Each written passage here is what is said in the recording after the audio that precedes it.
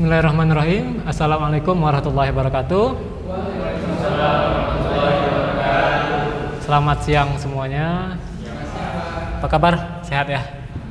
Alhamdulillah. Ya, alhamdulillah. Pada kesempatan siang hari ini kita masih diberikan kesempatan untuk bisa berkumpul di ruangan ini di mata kuliah Logika Matematika.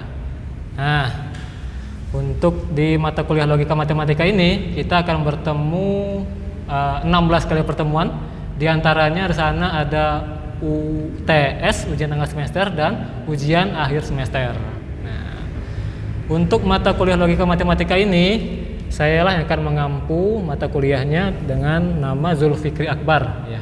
Tapi sebelum lanjut materinya, saya akan memberikan gambaran dasar dulu tentang logika matematika. Nah, tahukah Anda bahwa sebenarnya di dalam sistem komputer itu, komputer yang Anda miliki sebenarnya setiap prosesnya itu adalah membutuhkan suatu logika. Ada penerapan logika di sana. Tapi masalahnya bagaimana logika itu bisa diterapkan di komputer? Ya enggak? Seperti apa logika yang dibutuhkan oleh komputer dan bagaimana pengaplikasiannya dalam sebuah komputer itu. Nah, itulah yang bakal nanti kita pelajari pada mata kuliah Logika Matematika ini. Oke, lanjut ya. Nah, CV singkat saya, perkenalan diri dulu. Saya adalah Zulfikri Akbar, NIDN 10090693. Di sini kelahiran saya 9 Juni 1993. Nah, tinggal di Kasang ya. Ada yang tinggal dari daerah sana? Suci ya, daerah sana? Enggak ya? Terus nomor HP. Nah, ini kita bisa saling komunikasi melalui nomor handphone 0821 8211 4881. Silakan nanti mahasiswa dalam perkuliahan Logika Matematika ini nanti mau berkomunikasi dengan saya boleh melalui nomor handphone ini atau by email zulfikriakbar8668@gmail.com. Ya, agama Islam dan saya di Prodi Informatika. Lanjut ya. Nah, sekilas tentang mata kuliah Logika Matematikanya. Mata kuliah Logika Matematika ini kita akan bertemu dengan jumlah SKS-nya 2 SKS ya. Metode pembelajarannya kita akan menggunakan sharing atau juga mungkin kalau seandainya dibutuhkan harus presentasi kelompok, maka kita akan lakukan buat kelompok dan akan melakukan presentasi setiap kelompoknya ya berdasarkan subbab yang nanti akan kita bahas. Oke? Nah, terakhir juga akan latihan-latihan ya pastinya. Nah, kompetensi dasarnya yang saya harapkan ketika kalian telah menyelesaikan mata kuliah Logika Matematika ini, di akhirnya nanti mahasiswa diharapkan dapat memahami cara pengambilan keputusan. Tapi cara pengambilan keputusannya berdasarkan konsep logika matematika ya. Lanjut, kita mulai masuk ke bobot penilaian. Nah, saya akan sangat menghargai sekali mahasiswa yang bertanya dan mahasiswa yang menjawab pertanyaan yang saya berikan. Bobot penilaiannya akan dari keaktifan mahasiswa tersebut akan saya nilai sebesar 15%. Tugas 15%. Selanjutnya ada kuis. Bobot penilaiannya 15%. Selanjutnya ada ujian tengah semester. Nah, ini yang mulai agak besar nih. Nilainya 25% dan ujian akhir semester 30%. Berapa totalnya? 15 tambah 15 30 ya. Tambah 15 tambah 25 pas 100% ya. Oke. Nah, gimana? Setuju dengan penilaian seperti ini? Setuju. Ada pendapat lain? Silahkan, nggak masalah. Ini kesepakatan kita di awal perkuliahan. Oke, lanjut. Grade penilaian. Nah, kalau nilai Anda nanti di akhir mendapatkan 80 sampai 100, maka Anda akan mendapatkan nilai A. Jika 65 sampai 80 akan mendapatkan nilai B. Nah, saya tidak ingin mahasiswa di kelas ini, khususnya di mata kuliah logika matematika ini, yang mendapatkan nilai C, D, apalagi E. Ya. Sepakat ya? Cocok? Oke. Nah, selanjutnya mulai ke aturan perkuliahan. Aturan perkuliahan, saya tidak ingin ada mahasiswa yang terlambat sebenarnya. Tapi keterlambatan akan saya toleransi sebesarnya 15 menit. Dan tapi juga saya tidak ingin mahasiswa mengambil kesempatan 15 menit ini, ya. Jangan sampai saya beri waktu 15 menit lanjut dibuat terlambat, ya, masuk ke kelas. Saya tidak ingin mahasiswanya seperti itu. Nah, selanjutnya kehadiran minimal 75%. Ya, kehadiran 75% ini merupakan syarat dasar untuk mengikuti UAS. Begitu juga dengan ini, biarpun saya kasih kelonggaran 75%, terus jangan sampai mahasiswa mengambil kesempatan ini. Oh, artinya saya punya boleh tidak masuk 1 kali atau 2 kali. Ya. Tidak ingin saya mahasiswa di sini punya mengambil kesempatan ini. Oke, setuju? Cocok? Ya. Selanjutnya, tugas dikumpulkan sesuai waktunya.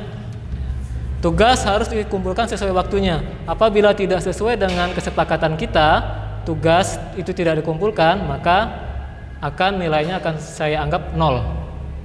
Ya, setuju? Nah, HP dimatikan atau di silent boleh. Nah, jadi tidak ada panggilan berdering karena itu akan mengganggu aktivitas perkuliahan kita. Nah, terakhir, no sandal, no kaos. Kali ini wajar ya. Ya, nah saya pikir di sini sudah pas nih seragamnya, bagus, rapi-rapi semua.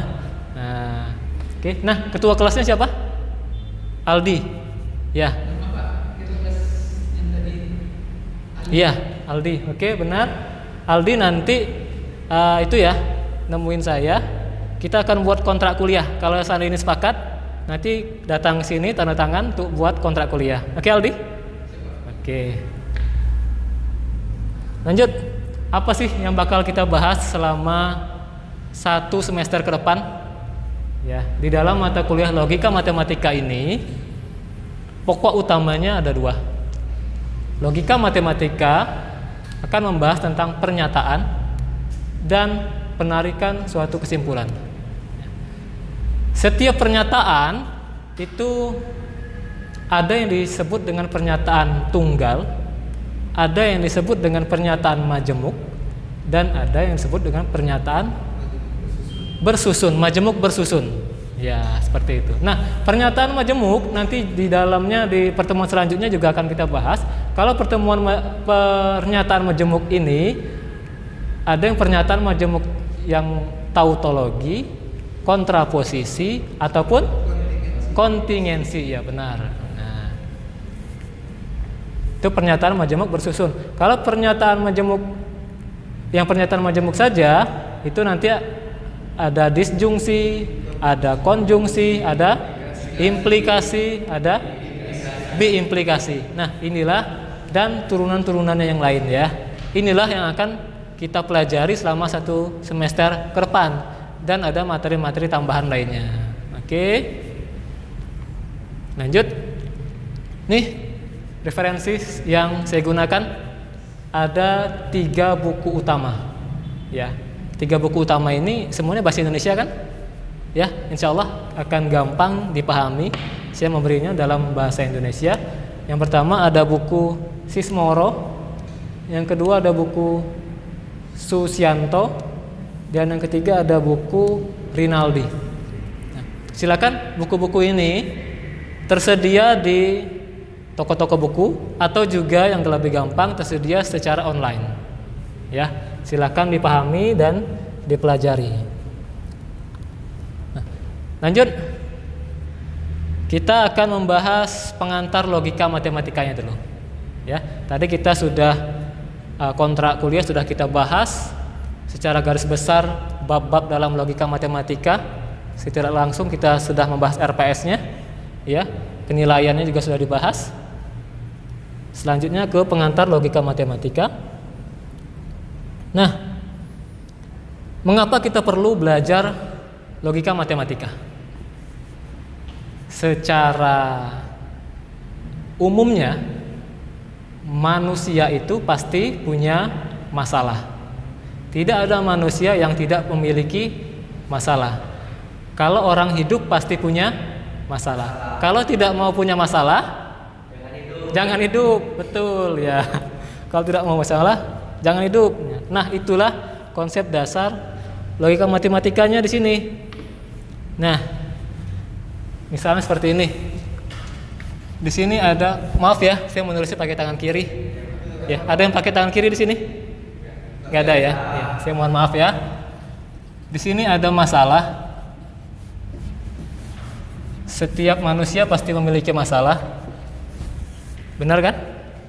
Nah, masalah ini pasti akan kita cari,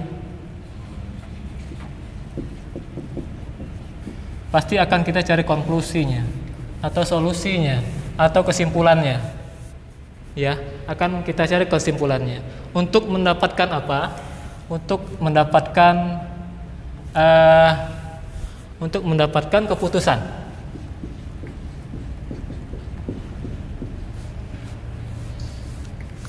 Nah, manusia memiliki masalah, harus mendapatkan kesimpulan dari masalah tersebut untuk mendapatkan suatu keputusannya. Nah, untuk menyimpulkan suatu masalah yang dimiliki manusia, manusia itu harus memiliki yang namanya nalar. Kemampuan nalar inilah yang disebut dengan logika. Ya, manusia memiliki masalah, terus dia mengambil kesimpulan dari setiap masalah tersebut dengan cara nalar yang ia miliki. Nah, setelah dia mendapatkan kesimpulan, baru setelah itu dia bisa menentukan keputusan apa yang harus dilakukan. Nah, kurang lebih seperti itu contohnya. Nah, contoh, misal siapa, Aldi ya. Aldi misal, jika hari ini hujan, maka Aldi tidak akan masuk kuliah. Ingat ya, apa pernyataannya? Jika hari ini hujan, Aldi tidak masuk kuliah. Nah, itu pernyataan pertama. Pernyataan kedua, oh ternyata jam 6 tadi hujan hari ini. Nah, itu pernyataan keduanya. Ternyata hari ini hujan.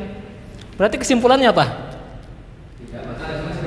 Aldi tidak masuk kuliah. Ya kan? Nah, apa alasannya? Kenapa? Karena harinya hujan. Nah, terus jadi apa keputusan yang diambil oleh Aldi? Aldi tidak akan masuk kuliah. Tapi itu hanya contoh ya Aldi, jangan diterapkan. Ya enggak? Masa gunung kan kudaki, lautan ku seberangi, hari hujan enggak mau datang kuliah gitu ya. Nah, jangan sampai seperti itu. Nah, lanjut. Pengantar logika matematika masih. Di logika matematika ini akan kita kenal yang namanya proposisi. Proposisi itu adalah pernyataan atau statement yang bernilai benar atau salah.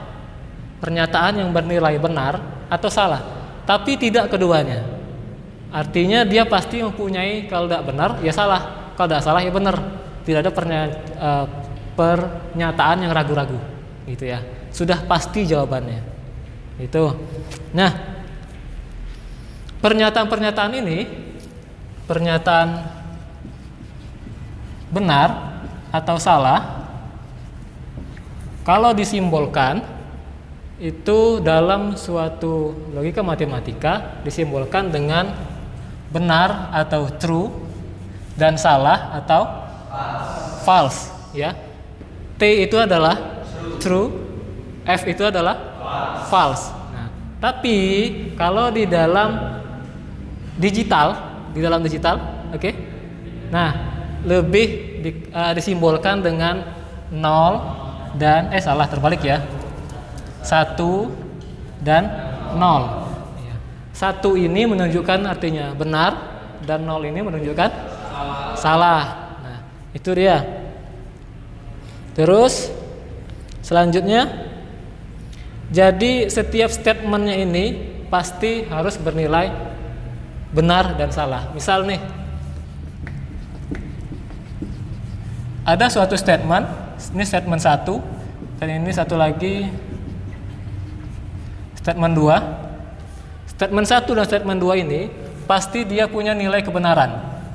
Apakah nilai kebenarannya itu true atau nilai kebenarannya false. Begitu juga dengan pernyataan kedua, bisa bernilai true atau bisa bernilai false. Nah, setiap statement ini akan bernilai true atau false. Baru setelah itu, setelah mendapatkan nilai kedua statement ini, baru kita bisa mengambil suatu kesimpulan. Nah, baru bisa kita dapat kesimpulan.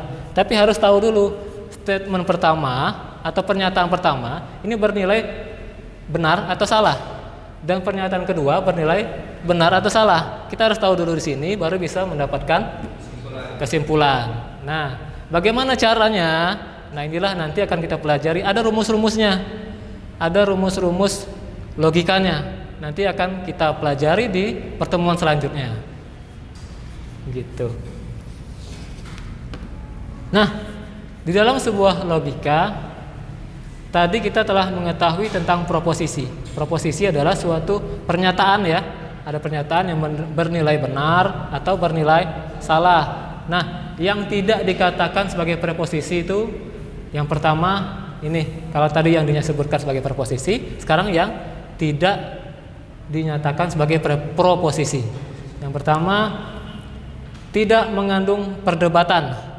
Proposisi itu tidak mengandung perdebatan. Kalau dia mengandung perdebatan, berarti dia bukan proposisi, benar. Kedua, bukan merupakan kalimat perintah. Jadi kalau dia merupakan kalimat perintah, bukan proposisi. Selanjutnya, bukan merupakan kalimat tanya. Dan yang terakhir, bukan merupakan kalimat permintaan. Contoh kalimat perintah. Kalimat perintah contohnya, Andi, tolong tutup pintu itu. Itu kalimat perintah bukan? Perintah ya? Itu kalimat perintah. Atau apalagi contohnya? Apa? Silakan. Siapa namanya? Aldi. Apa Aldi? Kalimat basa-basi kayak motong jalan orang, ya enggak? Ya. Nah, itu juga termasuk bukan kalimat dari proposisi. Ada lagi siapa?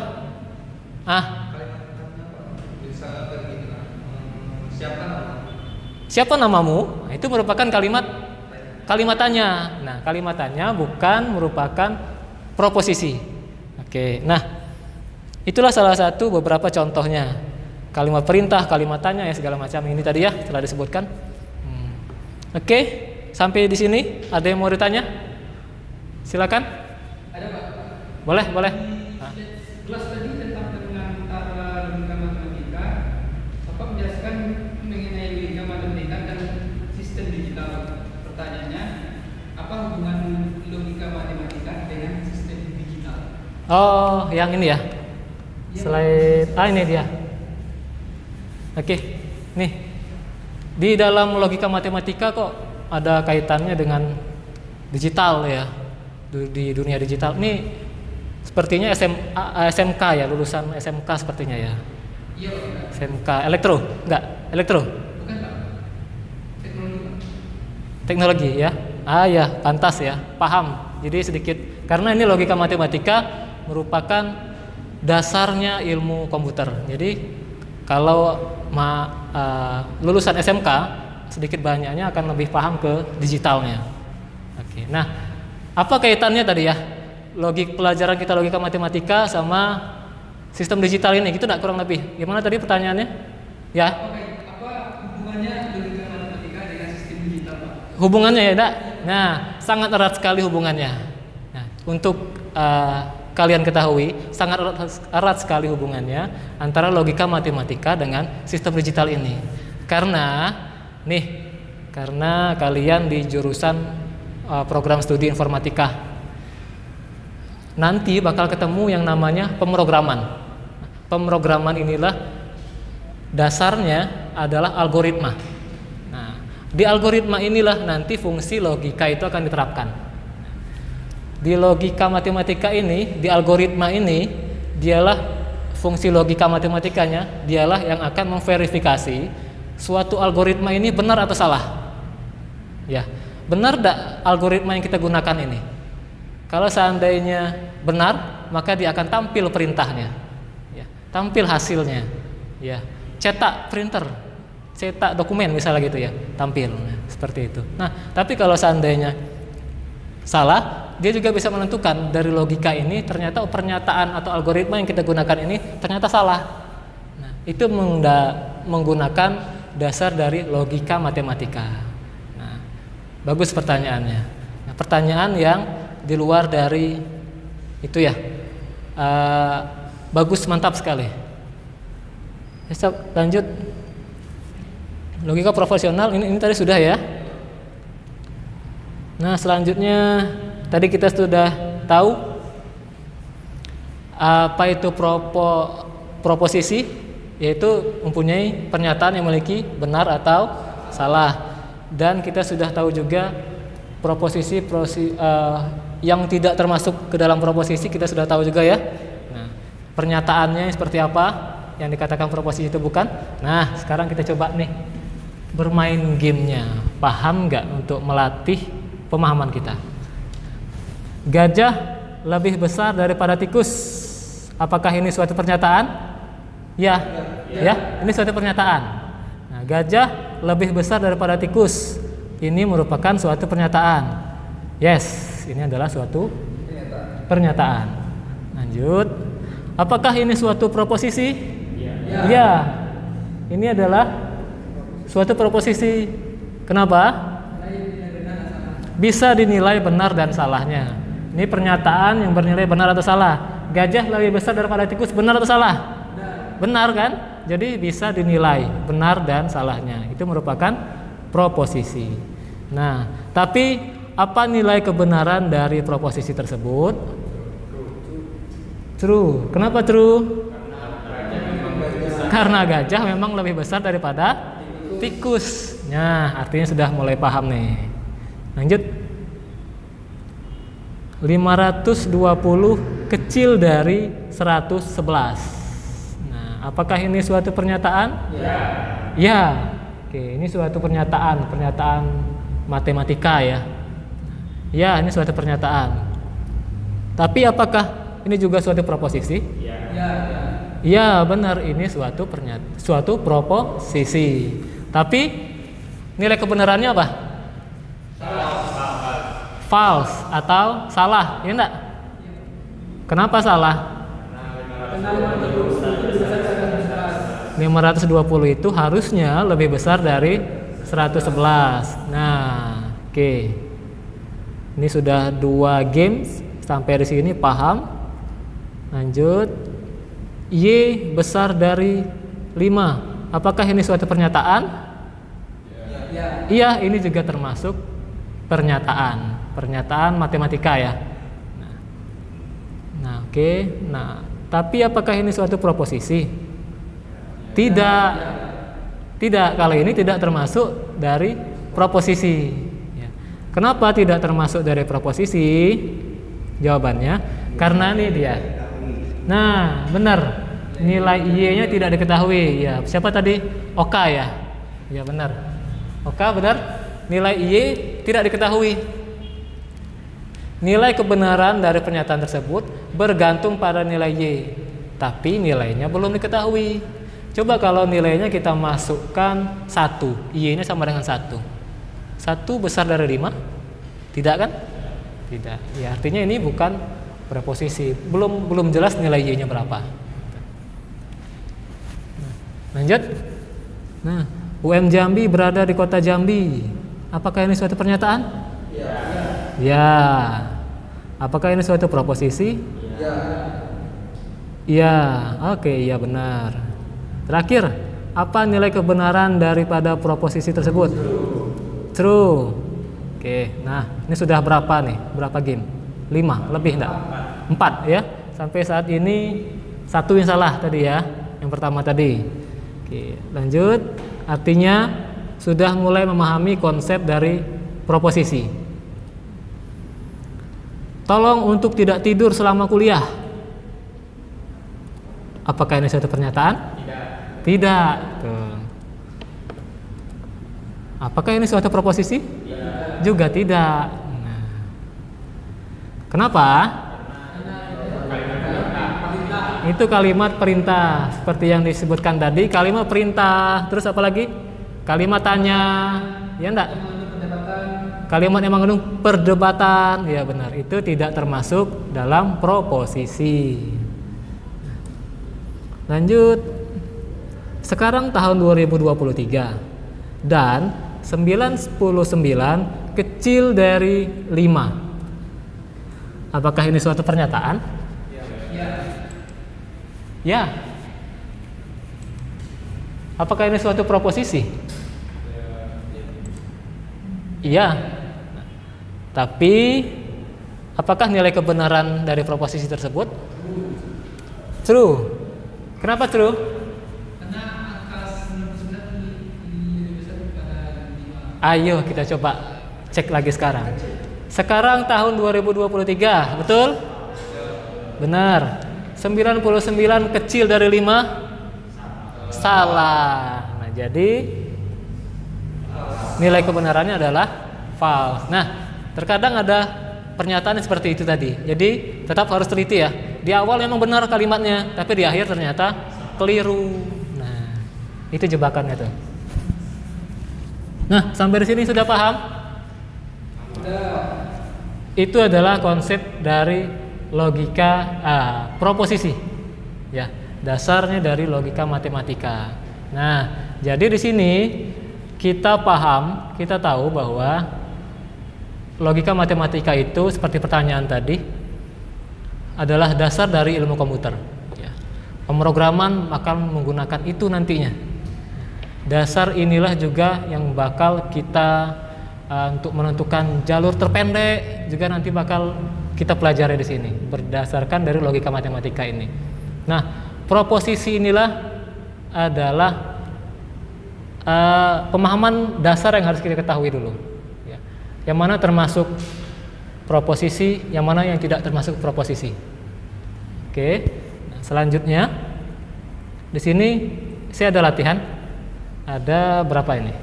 1, 2, 3, 4, 5, 6, 7. Ada 7 pertanyaan.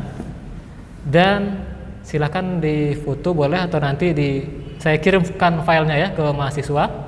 Silahkan dikerjakan. Minggu depan dikumpul sebelum saya mulai perkuliahan sudah diletakkan di meja ini. Oke, aturannya seperti itu ya. Sebelum kita memulai perkuliahan, tugasnya sudah dikumpulkan di sini. Nah, ada lagi pertanyaan? Kalau seandainya kami belum memahami ini Pak, bagaimana langkah itu? Boleh, kalau seandainya belum paham. Nah, kalau seandainya ada yang belum paham, tadi di awal saya telah memberikan nomor handphone, juga telah memberikan by email juga boleh. Nah, silakan konfirmasi ke situ atau nanti kita buat grup kelas. Sudah ada belum? Sudah ya? Ya, nanti kita diskusi di situ boleh untuk mengintenskan diskusi kita. Ya, bolehlah di situ juga. Nah, oke, sepertinya itu ada lagi cukup ya kayaknya. Gak ada tambahan? Oke, kalau sudah untuk pertemuan pertama ini kita cukupkan dulu. Nanti pertemuan selanjutnya kita akan membahas lanjutannya yaitu gerbang logika dan semua yang terkait dengan logika yang sudah kita bahas tadi. Kita akan ulas lagi di pertemuan selanjutnya. Oke, cukup ya. Terima kasih. Perkuliahannya saya akhiri di sini dengan ucapan alhamdulillah. Alhamdulillahirabbil alamin. Wassalamualaikum warahmatullahi wabarakatuh. Waalaikumsalam.